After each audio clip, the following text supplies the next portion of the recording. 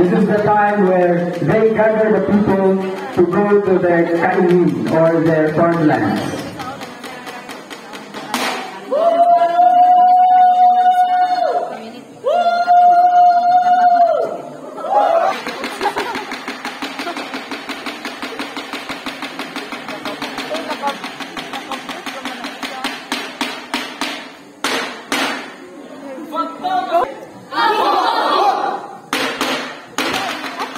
Sino ang masaya ngayon? As the person said.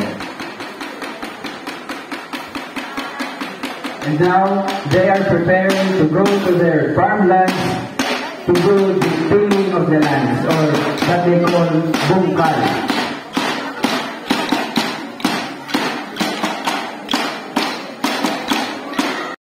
After they till their lands, sila naman ay nagtatanim.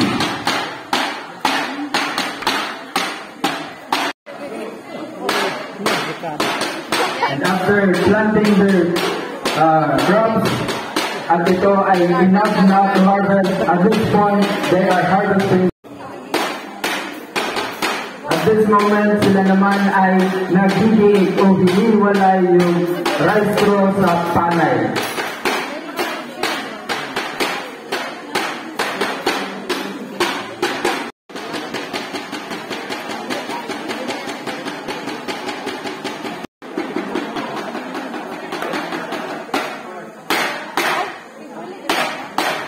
At this moment, they're doing the thing called lubok, or lubokon na nila ang ilahang naani ng mga palay.